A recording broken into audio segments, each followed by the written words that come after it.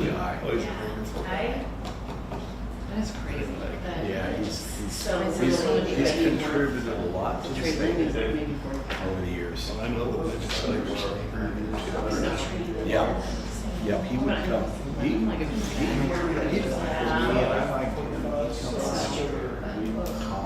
It's crazy. It is. You do it.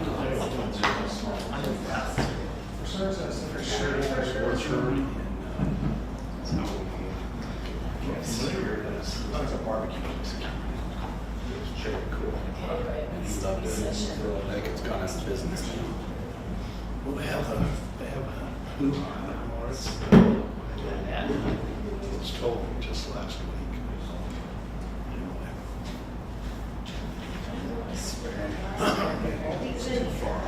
That's it. I mean, if you're going out, Inconvenient. yeah.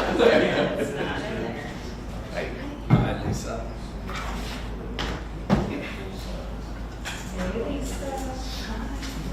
How's your day been? My day's been wonderful. Well, I good. didn't sleep for 2 nights thinking about a phone call I had to make. Oh, Because I gosh. thought it was going to be on a whole other matter. Oh, gosh. She said, oh no, you're fine with that. I want to talk about this. Oh, And it was a yeah. nothing. I know. I could have bawled after I thought I wasted all, didn't sleep. Oh. That's the problem with avoidance. I do the same thing. But then you make it a gazillion times worse in your head than it is. And you know, I knew 90% of those things. Yeah. I get that. Call this meeting to order and ask you to please rise for the Pledge of Allegiance. Pledge allegiance to the flag of the United States of America, and to the republic for which it stands, one nation, under God, indivisible, with liberty and justice for all. Thank you very much. Please be seated. Welcome to the City Council meeting of June 1st, 2026 of Lindsborg, Kansas. We'll now turn our attention to item number 3, public input. Do we have anybody signed up for public input? No, Mayor. Thank you. Item 4, amendments. Do we have any amendments? No, Mayor. Thanks. Turn our attention to item number 5, the mayor's report. Just a couple quick things. First of all, the swimming pool, I think, is open, or very close to it. And thank you, Lauren, and everyone that was involved in that. And Lauren let me come out and do the oath of office for our new lifeguards. So that was fun as they begin their summer jobs. I also want to point out that the news record, which is has been around in this city for a long time, I think at least 145 years, and they've just reorganized and they're publishing it in a different format. And I'm impressed that any company that can be around for that long and go through all the changes, that's back in the 1800s, and they're still here.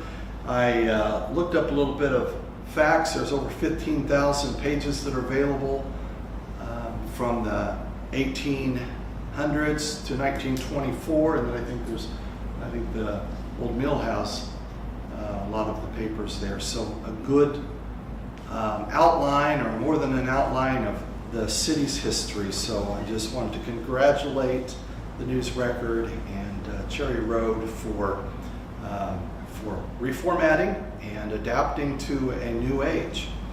Also at the News Record, I want to say congratulations to the editor and his wife, the professor, who I will tell you they've added some new things to their title. They're now mother and father, and we just want to congratulate them on the birth of their child, and we're just really thrilled. And I haven't seen him yet, but I understand he's very cute. I saw him in church yesterday. He's very cute.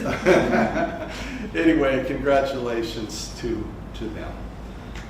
Next, we'll turn our attention to item 6, which is the consent agenda. The consent agenda is routine items that are enacted by one motion. There'll be no separate discussion unless a council member so requests. There are 4 items. the approval of the minutes from the May 26, 2026 meeting, payroll ordinance number 5592, purchase order ordinance number 5593, and item D is the Tesco invoice. And council, you approved the cost for the Tesco contract. It's paid quarterly, I believe. And this payment here, so you de facto have approved it, but we our administrator still wants that to come before you when the payment's over $5,000. So that's what that is. With that, a motion to approve the consent agenda would be in order. So moved. Second? Are there questions on the motion? I was not able to attend the last meeting, so I don't know if my input on approving the minutes would help. I think that I would know be we standard. were barely a quorum, so I didn't want to, Yeah. Well, if you're asking when you could vote on the. Yeah. Yeah. You because can. I had not reviewed that meeting. Sure. Okay, with that, I'll ask our city clerk to please call roll. Councilmember Palmer? Yes. Vanderway? Yes. Swanson? Yes. Larry Lysell? Yes. Bruce? Yes. Erica Lysell? Yes. Motion passes. Thank you, council. Item 7, appointments. We are going to have a number of appointments at the next meeting for many of our committees and boards. We did have at least one for this evening, but I think we're going to just hold off and do them all together. So I'll be looking forward to that. We've got some good people that are willing to step up and serve on our boards. Item number 8, committee and staff reports. Do we have a committee No, ma'am. staff report? Thank you. Item number 9, new business. Item A is curb and gutter replacement, and I will recognize Denny Walker, our Public Works Director. Welcome, Denny. Good evening, Mayor. Good evening, Council. I'm bringing this to you tonight. Our original plan was to mill and overlay the 200 through 400 blocks of South Washington. The closer we look at it, there is a majority of the curb and gutter that is in really poor shape. So what we decided to do is do the curb before the mill and overlay project, because we're afraid if we do the mill and overlay and then go back afterwards and try to tear the curb and gutter out and replace it, will damage some of our mill and overlay. So this is our plan is to do the curb and gutter this year and do the mill and overlay next year. So we had 2 quotes, one's from Boats Parga and one's from James Coy.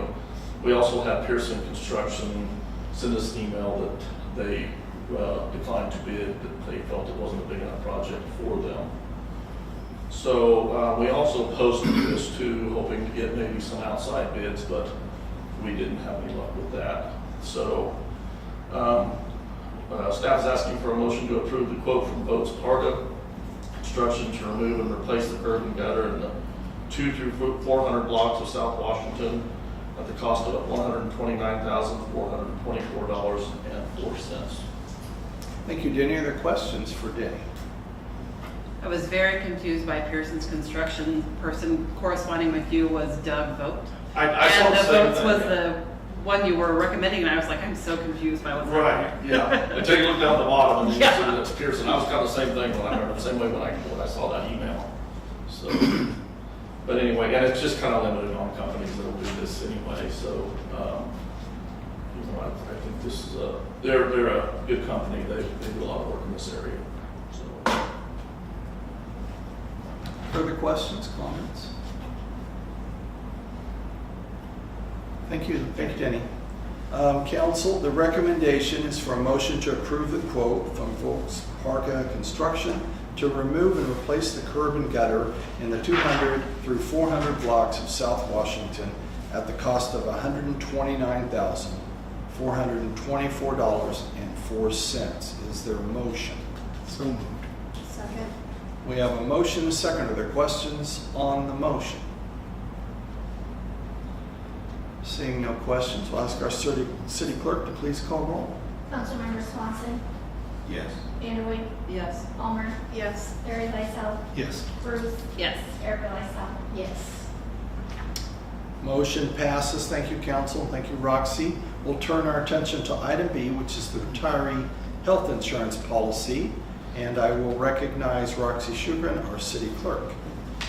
So last fall, when staff was meeting with Freedom Claims, who manages our third-party health insurance policy, they recommended that we review our retiree health insurance policy. And if you recall, it was part of the last year's health or employee handbook that we had approved. We're looking at changing a portion of that. The parts that we want to add, we're keeping everything the same, but we'd like to add that the retired employee, once they reach 65, they would come off the option of having a retiree policy, including their dependents. The retiree employee fails to make the required premium payments, or the retired employee becomes covered or becomes eligible under another policy. We also emailed on the city clerk listserv, we've got a pretty active group, asking them what a lot of those cities do, and what we are proposing that we add is consistent with what those cities that replied do as well.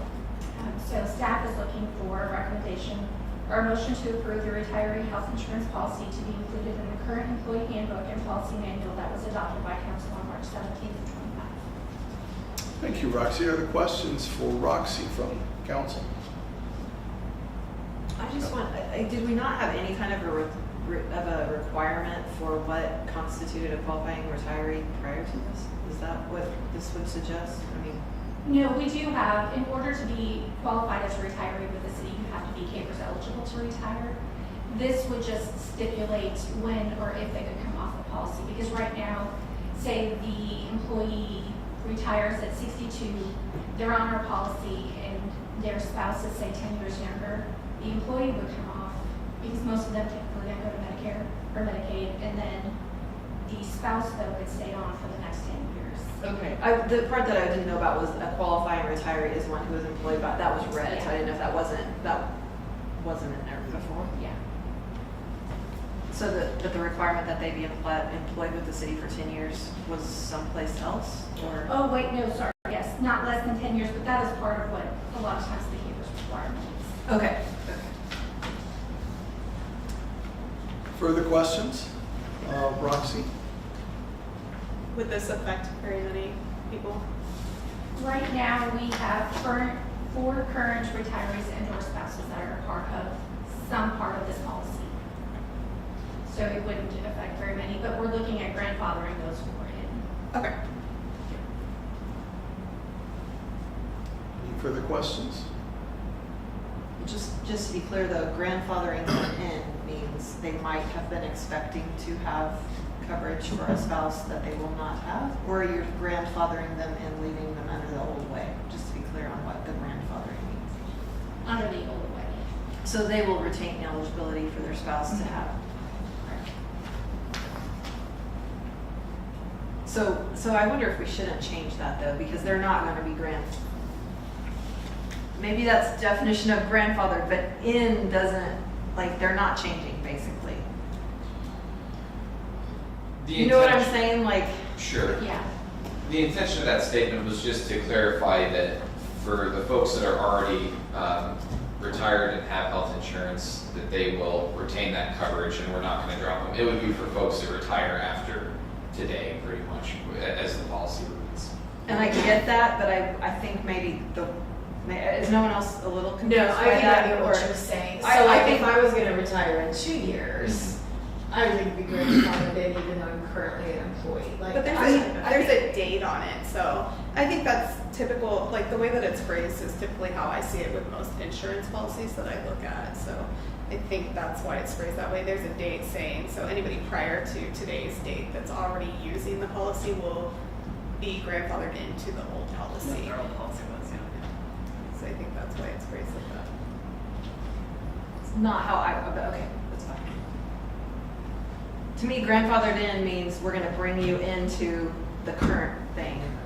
Based on the grandfather part is kind of based on your eligibility, but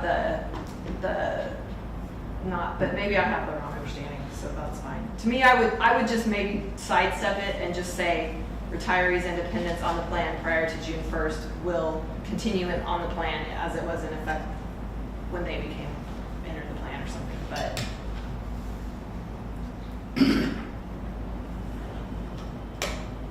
We can make that more clear.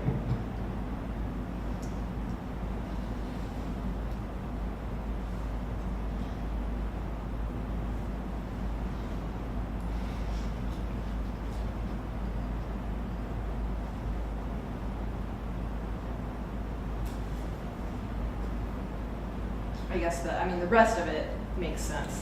I don't know, all of it. I just worry, like, it makes sense if you're bringing them into something that they're now eligible for, but what you're really doing on that one part of it is now that they're no longer, they wouldn't be eligible for that if you interpreted it that they were being grandfathered into eligibility to the current wording. If you are okay with this, I'll give you the recommended motion, which would be to approve with clarifying language regarding. Yeah, I'm fine with that. Any further questions?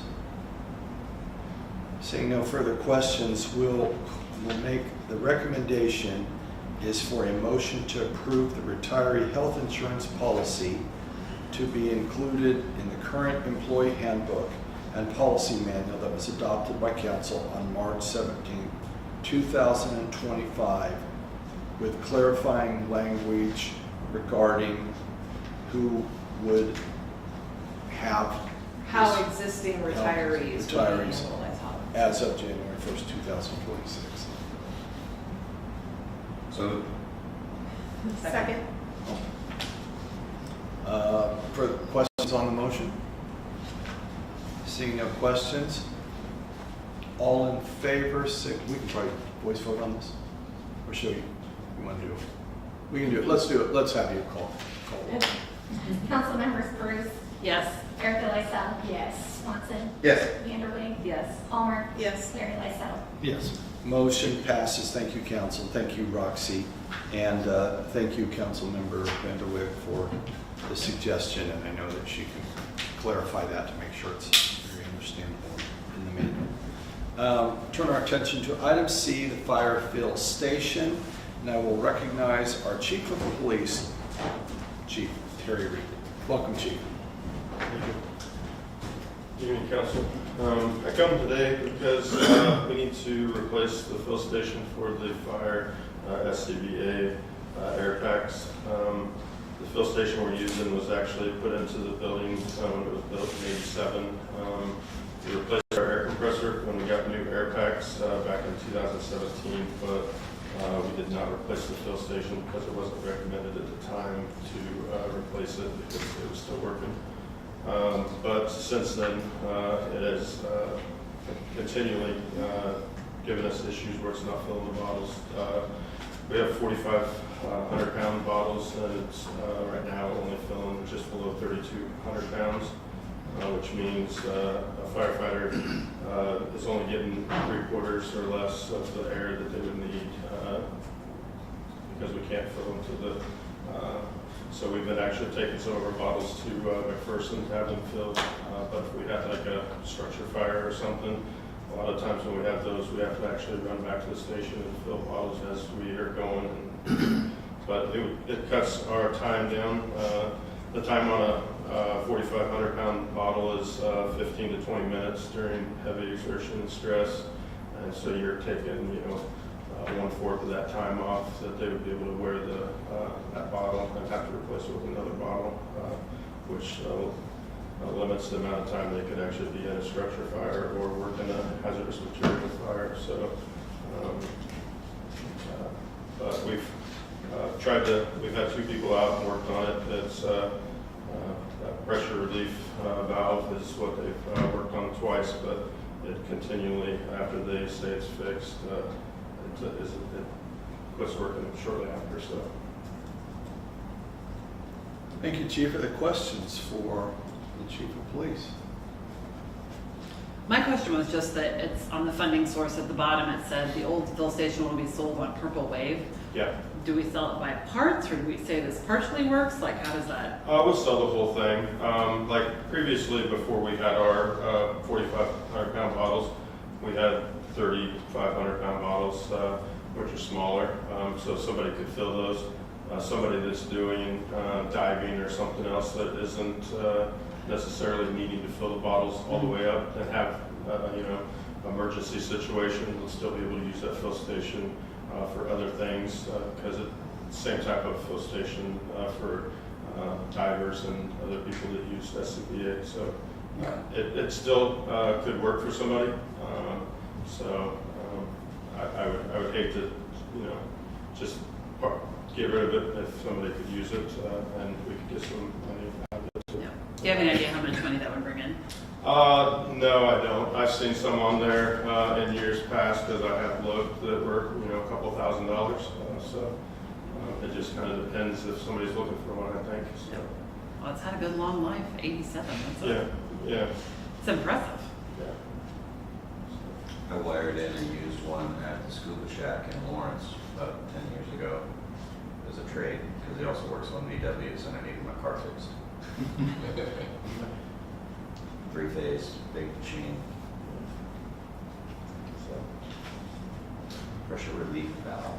So it's letting the air out before it packs it in. Before it fills, yeah.